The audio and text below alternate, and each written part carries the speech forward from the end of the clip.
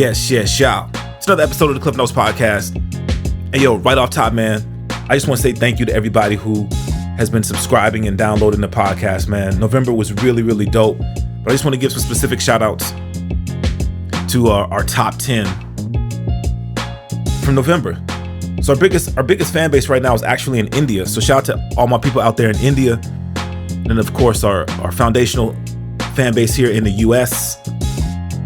And then we go Bangladesh, Singapore, Pakistan, Nepal, Sri Lanka, Canada, the UK, Saudi Arabia. It's like the top 10 who rocked with us in November, man. So big ups to y'all. I appreciate you. I just want you to know how much I appreciate you. I want you to know how much, like, I see you out there, man. I see that you rock with us, and from my heart, man, thank you very much. Remember, the podcast is available everywhere you listen to your podcast, man.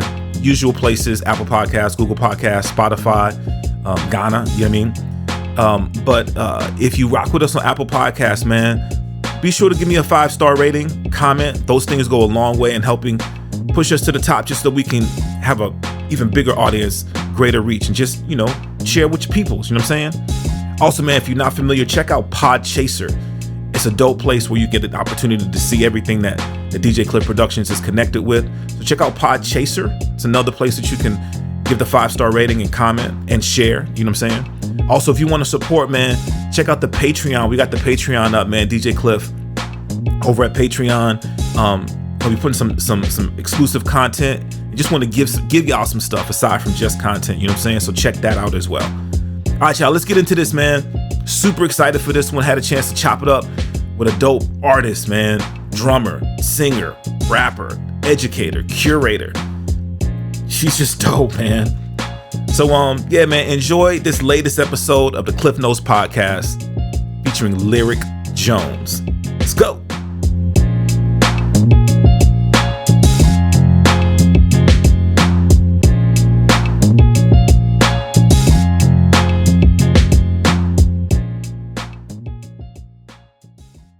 Support for the Klyph Notes podcast comes from Akepele Apparel, an idea born from a love of hip-hop, funk, and soul music and its surrounding cultures. With fashion being a huge visual part of the cultures, they've created expressive images to pay homage, invoke nostalgia, and showcase the elements that make up the lifestyle and cultures of these genres. Akepele, apparel for the music lifestyle. For more information, check out akepele.com. That's AKEPELE.com. Ladies and gentlemen, the show you're about to listen to may contain explicit content. So guess what? You need to put them babies to sleep. This is for grown folks only. So we're not held liable for anything you might be offended by. Thank you for listening. Yes, yeah. Welcome back to another episode of the Klyph Notes podcast. Available everywhere you get your podcasts. Apple Podcasts, Spotify, Stitcher. We on Audible now. We everywhere, man. So I just want to jump right in, man. I'm really, really psyched, really excited to have this conversation with an artist that I'm gonna, like, right off top, I gotta give a public apology because I've been sleeping and slipping, and so shame on me. An individual who is just an amazing artist, and lyricist and writer and all kinds of amazing things. But yo, go ahead and introduce yourself. Peace. I'm Lyric Jones. Welcome to listening to the podcast, and I'm here as a guest. MC, vocalist, drummer, songwriter. That is all things me. So thank you for having me. Absolutely, man. Absolutely. So like I said, man, Lyric, I'm like super slipping. And it's funny because it's not like I don't know of you and know who you are and know the stuff that you've done, because, you know, your name has definitely been like on the radar for me, but I haven't really delved in. So please forgive the oversight. No, that's the point. That's why we still do this, you know, or at least me. I know that there's going to be new. If everybody knew who I was already, I'd already be where I want to be. Right. So I'm not oblivious to knowing that people haven't pressed play yet or just aren't familiar or dug deep enough. So that's the goal, so no need to apologize. You're hip now. No doubt. You're hip now. No doubt. And yo, shout out to my guy Andre, man, at Elixir for making this connect. So one of the cool things though about situations like this, when I get an opportunity to really look into artists that I'm feeling, is you have a catalog. Like I get to now go back and sort of dig through art that you've released. So in terms of that, you've been making music for a minute. Yeah, I've been out here for a while, over a decade. But my first project was in 2012. So the first stuff on the internet and everything was about 8 years. But I've been doing music for a good 15 years. Word.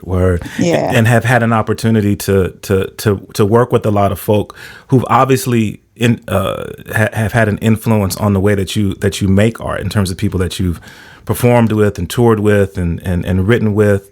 And you talk about a lot of your influences, being sort of artists that I gravitate to because of stylistically and content and sort of a focus on lyricism, and that really comes out in the music that you make.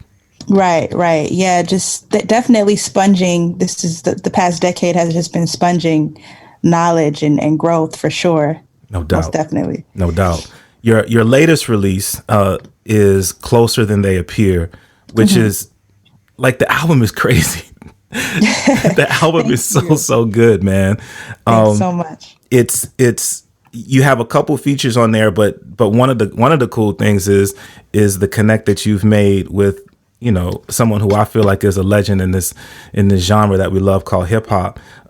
You connected with Phonte, and you get to hear that influence throughout the whole project. But how did that connect happen?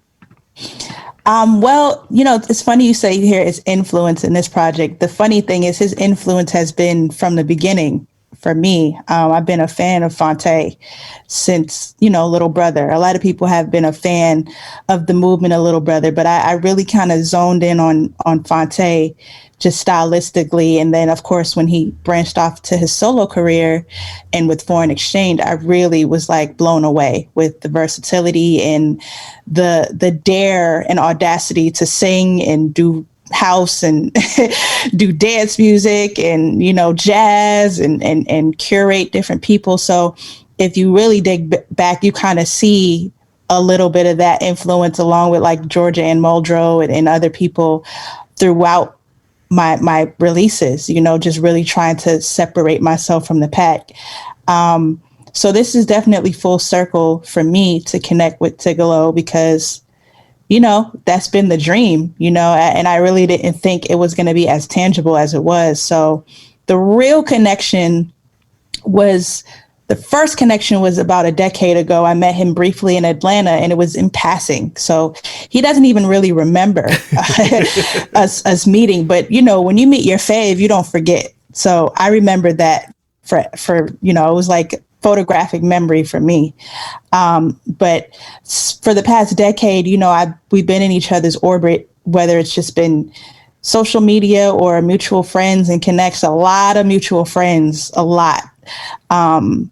And just, seeing me online and pleasantries exchanged here and there until I dropped Gas Money, which was 2019.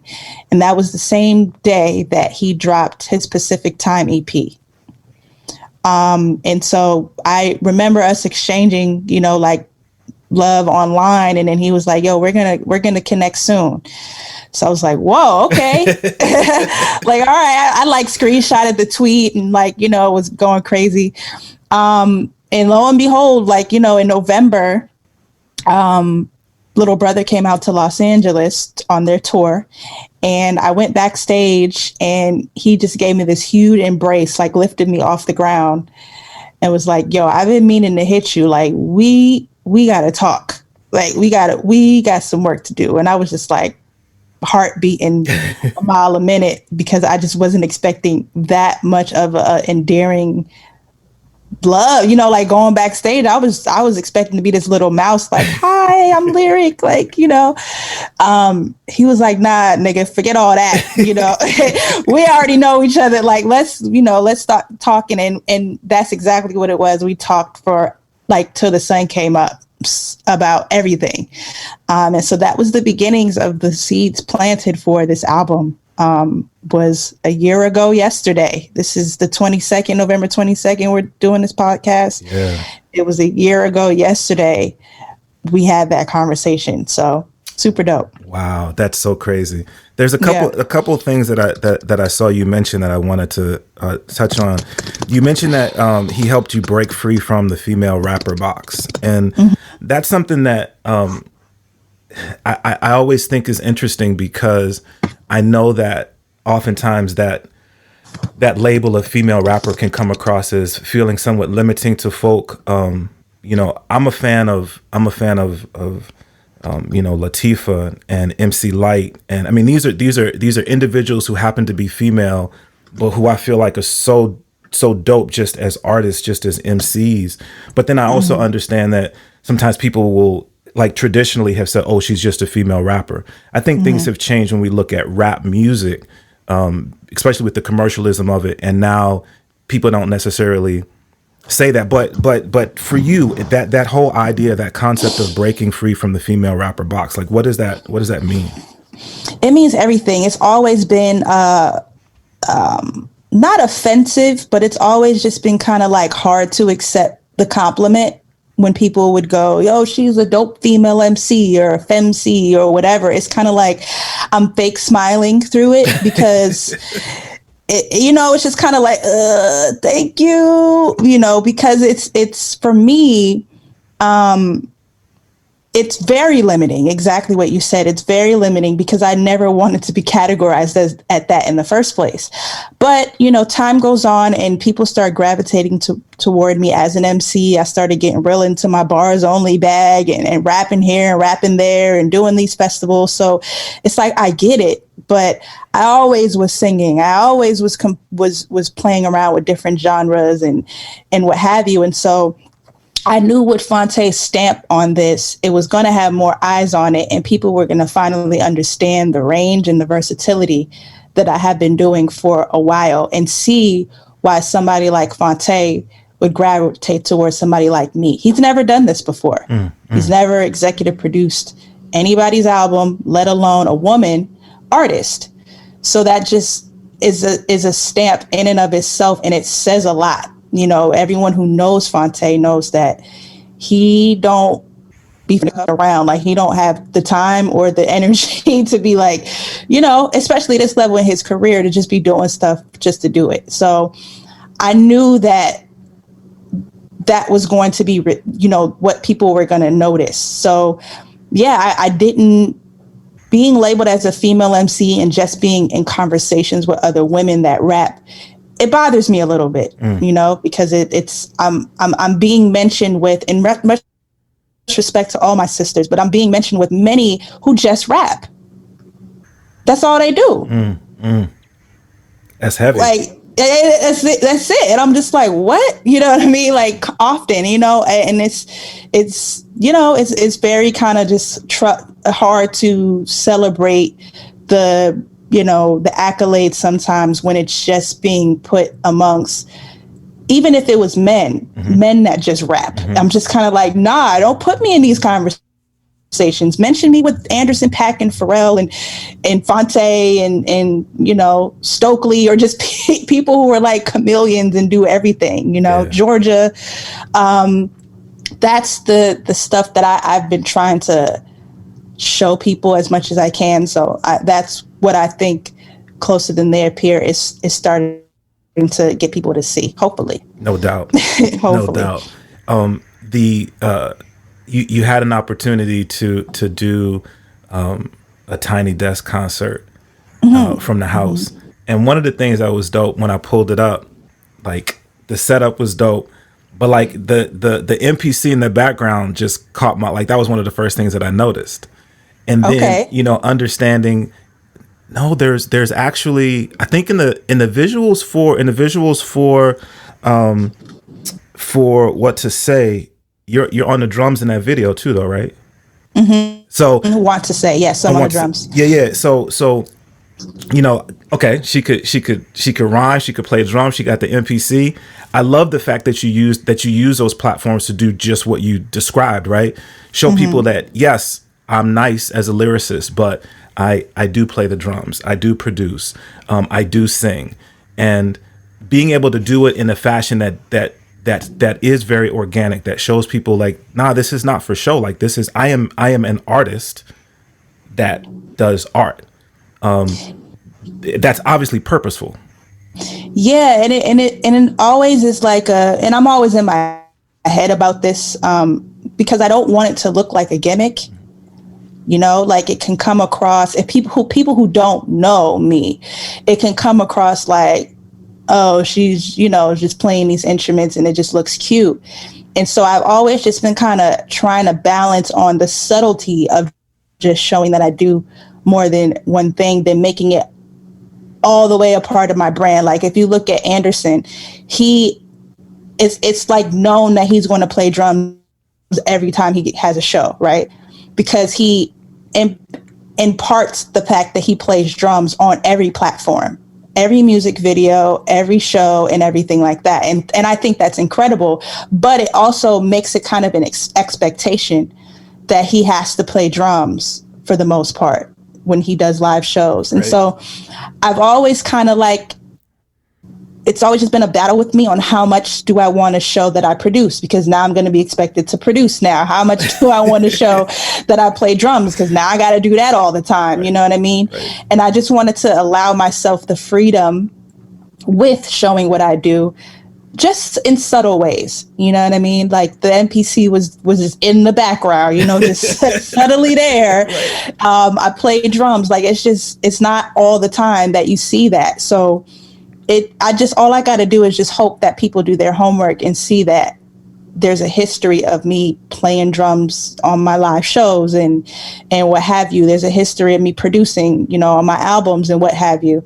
So people know that it's not for show, like you said, because that's always been my fear, is not making it a gimmicky thing and this thing that I have to attach to my brand all the time, because that's again another thing that's limiting. Yeah. You know what I mean? Yeah. Another thing that I have to carry, and I always just kind of worry about that. So no doubt. Yeah. No doubt. Chopping up with Lyric Jones. Yo, the title of your latest release, Closer Than They Appear, there were some things that I read that really struck me as being very interesting. I want to read this so that I get it correctly. It says that the title speaks to the questions I feared asking myself as I've grown older. Is a viable music career still attainable for me? Did I say all I have to say? Did I do all I was supposed to do? Like that's very introspective, very interesting. Can you speak a little bit more to those ideas, those concepts, and how this album is happening at this time?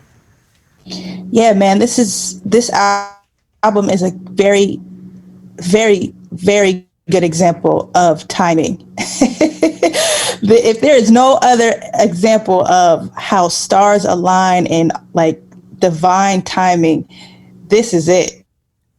This is it, because 2019 was a year of me kind of pivoting and doing a lot of different things. I mean, I put out Gas Money, but I was very disappointed in the response, as far as just everyone who heard it loved it, but it just felt like a tree falling in the forest. And I put a lot of money and energy into that album, me and Nameless. Shouts out to Nameless.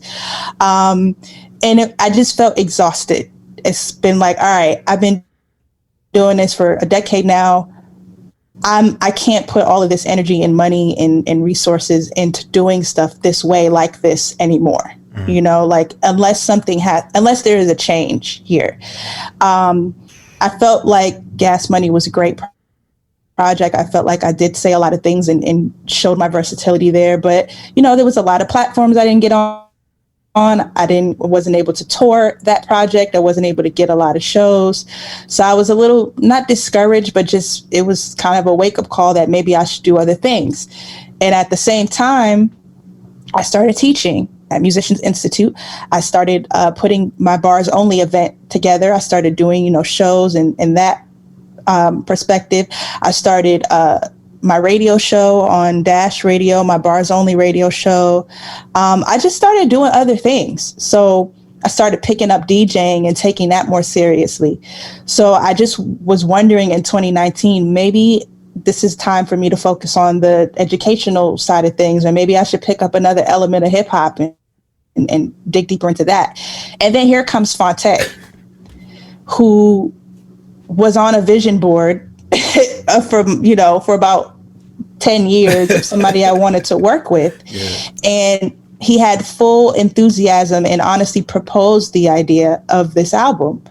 So that, on top of me feeling like all the things you just said that I said, am I done? Did I say all I had to say?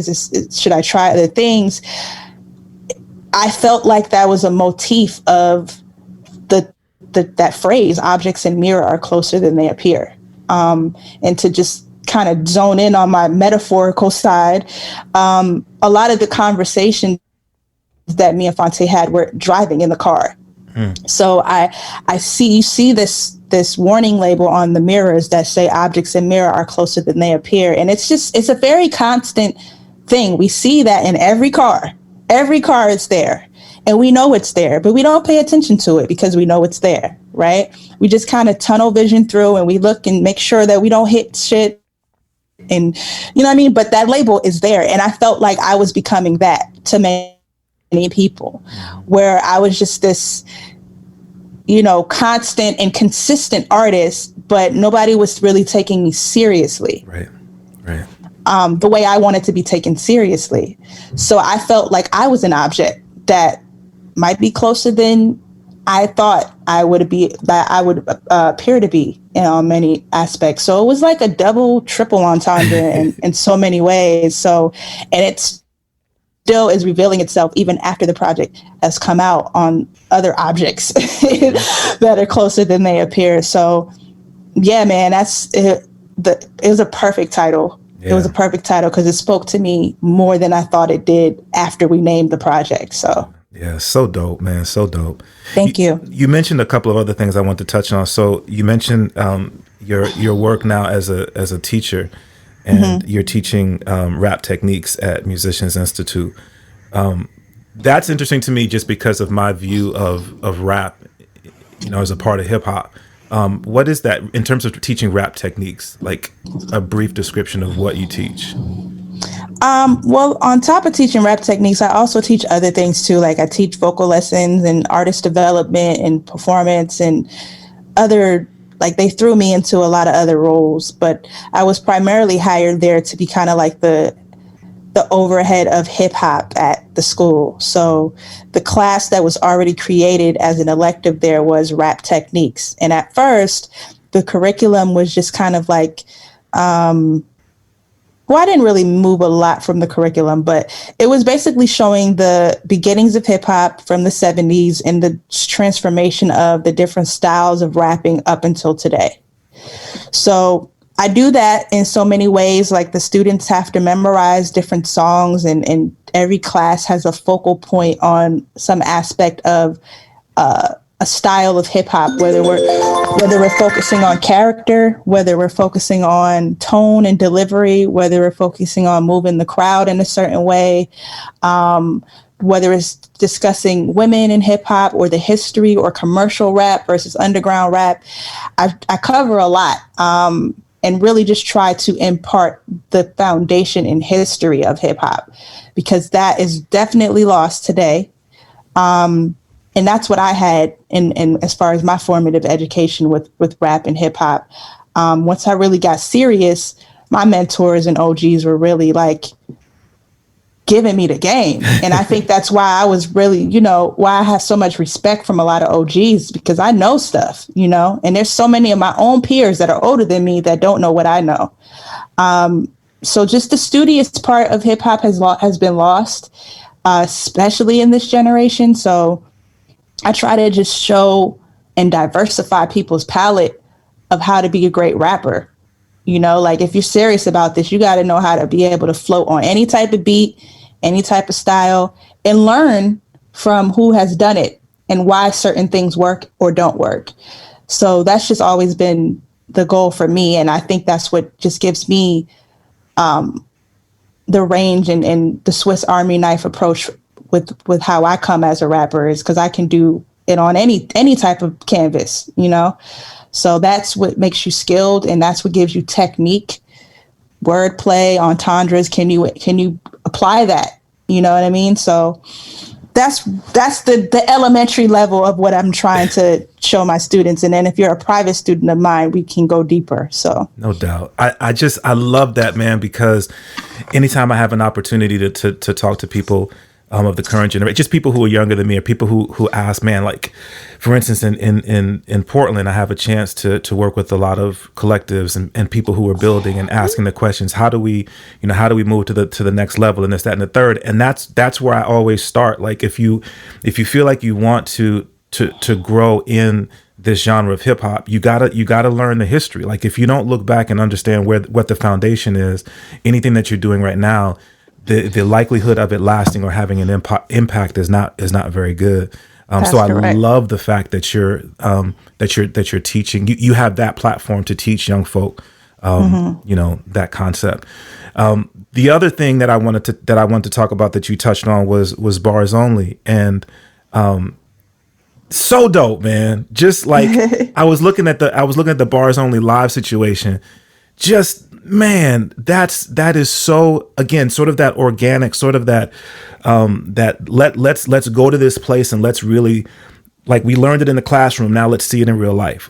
Exactly what you just said. Let me just throw a beat on and rhyme over any beat, because that's what it used to be. And I think that's where artists, in terms of emceeing, that's where your skill really shows, right? No matter what I throw on, I can spit over it, or I can't, and then I go back into the lab and I work on it. Where did that come from? Where did the Bars Only Live idea and concept come from? First of all, salute to you for doing that, digging that deep and seeing my brother like that. That means a lot. So appreciate that. Well, Bars Only Live really came from me having a lot of students asking me, where can I go rap? And me being their teacher and not knowing the answer to that. Felt like I was doing them a disservice. Like, they're in LA, they're like, where can I go get some bars off? And there was no answer. Like, and there's really nothing in LA on a regular basis that you can do that aren't like singer open mics. Like, it's a lot of singer open mics going on before COVID hit. There was a lot of stuff for vocalists, a lot of stuff for live bands to jam out, but there was nothing just geared towards MCs that embodied all of those elements to be able to rap with a live band. So the unique angle that I wanted to bring is, all right, I'm teaching at a music school where musicianship is being enforced. So how can I apply this to being a dope MC? And what I noticed over time is that the musicianship of hip hop has been removed. Nobody's looking at rappers as musicians. I'm like, what the fuck is going on here? Like, I'm a whole ass instrument in and of myself. I'm a drummer with my voice, So nobody's making those correlations. A lot of people are looking at rappers and putting us in this other box, and I got tired of it. Yeah. I got sick and tired of it. And it's not how I came up. I came up rapping with a band. I came up rapping with musicians and learning music and being able to organically vibe with musicians, and there was no lane for that in LA. And I've been here so long, I just wanted to that was my gift to LA. Like, here's what I can bring to the table. There was stuff like that happening in New York and Atlanta, but I just didn't see it here anymore. And this was the birthplace of, the Lamert Park jam, open mics and stuff like that. I just was sad that there was nothing to direct my students to. So I just wanted to start that and make it unique, because you had to be able to rhyme with a band. So you had to be able to vibe. And so it gave the drummers and the bass players and everybody was able to shed. you know, not just the rappers, the DJ. I wanted the DJs to be a part. Like, when are we seeing that anymore? Like the DJs being able to get their scratches off and blend with the band. Like everybody's senses were being activated. So it really started to kick off. Like, it really was starting to get its traction, and then COVID-19 just shut everything down. But hopefully I can, you know, get that back going again and get the budget to really, you know, I really want to bring the legends out. You know, I had Digga there. I saw that. Super Nat. Yeah. Jag, you know, I had some of my peers. So I had Jag, I had Blimes and Gab, Armin, come. So I really want to just show, here's a lyricist lounge mixed with Blue Note, mixed with the Blue Note. Like that's me. I'm a big melting pot of those things. So I just wanted to impart that on the culture, and hopefully we can bring it back. So dope, man. So dope and inspirational, man. You know, here in the Portland area, there have been small events. There are some DJ events that are just DJs. There are some open mics, but like you said, oftentimes they're sort of crossed over. I curate an event called Mic Check, and the idea of Mic Check was it was a place that we wanted to bring people to really hone their skills as MCs, and try to start incorporating some open mic, just like cypher situations, just to expose, because a lot of people have, you know, maybe they've seen it on video, but they hadn't really seen it in person. And you're right, man. COVID really changed things.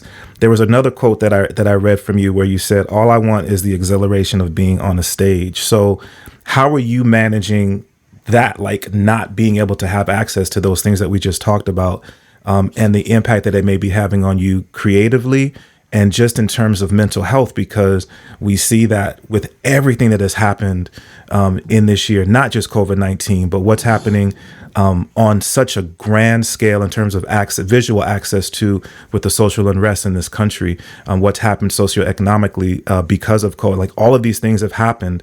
And so mental health is something that in certain circles, I think we're starting to talk about more, but I don't think, especially we as Black people, talk about it quite enough. So at any rate, like how are you managing things now? It's tough. I'm not somebody that's going to sugarcoat shit. It's difficult for me. Just to be honest, like I'm not a fan of the virtual shows and you know, like Tiny Desk that was it. You know, like I did my birthday show. That's online. But then after that, it's like, how many other ways can I do something in my crib?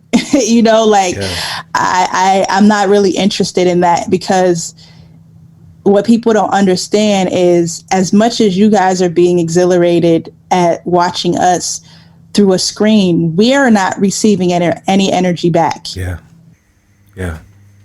It's literally something chemical that happens in a room when people are there and the vibrations are happening, and you can feed off of energy. I can't, it's indescribable when you're a performer versus being in your house in front of your computer screen or in your little corner and putting a camera up and performing to a little dot on your phone. Like, I don't want to do that over and over and over again. You know, you do it once or twice and it lives on the internet. And that's another thing. It's like, what else am I going to do differently if what I already performed or am going to perform again is already online? You know, where's my band or whatever to switch it up? Where's the scenery change or whatever? And some people are making that happen. And I commend them for that. Some people are getting paid to go to whether it's sound stages or do festivals or whatever. I haven't been blessed with those opportunities yet. So for me, I'm still in a position where I'm just praying and waiting on those opportunities to switch up my show and get back with my band. I want to call my guys up again and perform. I would love to do this album live, call my horn players and all that and do it right. So it's been hard because this is quite unquestionably like the best project I've ever put out. And I can't get on stage.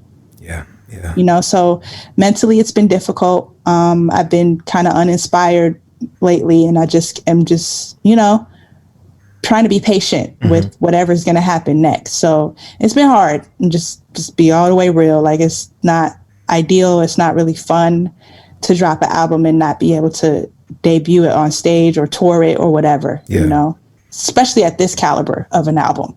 Like, it's a little mixtape or whatever, or a single. It's like, whatever. But this is, you know, incredible musicianship here that I would love to show. So hopefully, you know, where you put that energy in the universe, hopefully those opportunities will come in the next, hopefully sooner than later. No doubt. Well, I'll say this, man, just as you said, the album is such an amazing piece of art. I think that it will break through. And when things do open, those opportunities have no choice but to come. But let's talk a little bit more about the album, man. So the album is called Closer Than They Appear, chopping it up with Lyric Jones. It's 9 tracks, and I feel comfortable saying that there's not a skippable track on the project. But I do too. I think I'll agree with you. But there's a couple of joints I really dig. So the first one that I got that I've been playing on my show, Show You How, it's a dope track. It's one of the things that I love about it is, you know, we talk about lyricism, and I love the way that you wrote your verses, that like you really have to sit and listen to understand. It's not like, I think that there's a place to say things without necessarily saying things. And then I think sort of the yin to your yang on that one, Vic definitely is a little bit more open with his situation, but that's not but that's not the first time that y'all worked together. Oh yes it is. Is it really? I've never worked with Vic Mensa before. Okay, my bad. Dope track, first single. And I think you're talking about Vic Spencer. Vic Spencer, we've worked together before, and that's a common. People have been confusing those two for years. They're both from Chicago as well. So that once again, man, I'm getting on my, you know what I'm saying? I'm playing catch up. That's the easy one. I'll let you slide with that one, because that's Vic Mensa, Vic Spencer. Like, you're not. I'll let you slide with that. Appreciate that. Appreciate that. But then the next single is, I mean, the song in and of itself, man, Want to Say is dope. Like the song is dope, and then the visuals, you got Rod in the visuals, and you talked about how you folk have a relationship. How did that connect happen? How long have you and Rod been connected? Rod is like literally like my sister, my auntie, my mentor, and like one of my best friends all in one. Nice. Like, she literally like ignites all those roles with me, and we're very, very close. And it's a beautiful, organically developed relationship, because it started off with just, I met her when she was promoting Classic, her album Classic, again, 10 years ago, in Atlanta. And I just was so excited to meet her. And we have this very I call it our famous picture, because it was the day we met. And after that, it was again Twitter, and there was no Instagram was around at the time, but it was just like Twitter, just being connected on there. And you know, you see your peoples. Same with Fonte. It's like you see them doing your thing, you exchange pleasantries and tweet at them here and there. But then I moved to LA 2 years later, and I saw Digga had a show one time, and I said something to her, and I think I missed that show. Like, she was already like there, and it was an hour away from where I was at. Yeah. The next time she came to LA, she hit me. We exchanged numbers on the DM, I believe. And I met up with her at a studio that wasn't far from my house, and got to build. Like, she, you know, smoking her cigarette, and I was just gave her one of my CDs and just telling her a little bit about my story, and told her that I hadn't had any shows out here in LA. I don't really know the hip hop community like I did in Atlanta and Boston. She was like, you don't know Planet Asia? You haven't met Razcast? None of those cats yet? I'm like, nah, like I know who they are, but I don't know who promoters are or anything like that out here. So she remembered that conversation. And I want to say not a year, like maybe a year later or less than that, she had a show with Tri-State. Shouts out to my big bro, Tri-State. Word. And contacted me and was like, the promoter is looking for some openers. I think this would be good for you. So I'm like, fuck yeah. Like, yeah, this is essentially my first show. Like I was on stage a few times, like grabbing the mic at some clubs and venues out here, but it would be my first time with my name on a flyer in LA. So I was definitely down. I think the venue was in Pasadena. And that was the beginning of like us getting like kind of cool and communicating on a regular basis, I guess, semi. I flew her out here 2 years after that for my birthday show, and she stayed with me. She stayed at my place. And that's when we recorded Ski Mask Way. Okay. And it was off to the races from then on. Like, somebody stay at your crib, you know, that's immediate family right there. So, Right. Yeah, we went on tour the following year, and we have been thick as thieves since then, especially after we went on tour. Like the perfect tour. We had no issues, no problems, no transportation issues, no promoter problems, no money issues. Where we really just work well together, and she gets me, I get her. And over time, it's just been developed like, it's like my sister should get me in check when I need it. I get her in check when she need it. I motivate her and get advice, and she lets me, for her to be in a position of power and a position of, wisdom. She lets me impart some of my insight on some things, and I definitely receive hers, which I love. She doesn't make me feel small and uneducated and young, and I can't say this or whatever, So it's a dope. Like, we're just very, very close, and her being in the video is, again, another example of it's not fake. Yeah. Like, this is how we are. Like, we're just silly. And she flew out to LA within a week of me asking her to do the video. Like, it was just so honest, and just so much fun. And I really think people are feeling that in the video. Yeah. It's like not just performing in it. Like, that's like really my friend. So, I do everything with authenticity, and that was another example of that. No doubt. Chopping up with Lyric Jones, the latest project that's out right now, Closer Than They Appear. So, like I said, not a skippable joint. You got Little Brother on here, but I gotta say the one that I'm rocking with the most right now is Rock On, produced by Knots. Okay, like that's your favorite, bruh. That one just. It knocks. You know what I mean? I really tell me really why. Tell me why that's your favorite of all the tracks. I think first off, I love Knots' production, but I think that your delivery on that track, just stylistically, the way that you're just in the pocket on that track, it just fits. It fits so well. Just like you can't help but nod the head. You know what I mean? It just feels real. It feels real soulful. It feels real.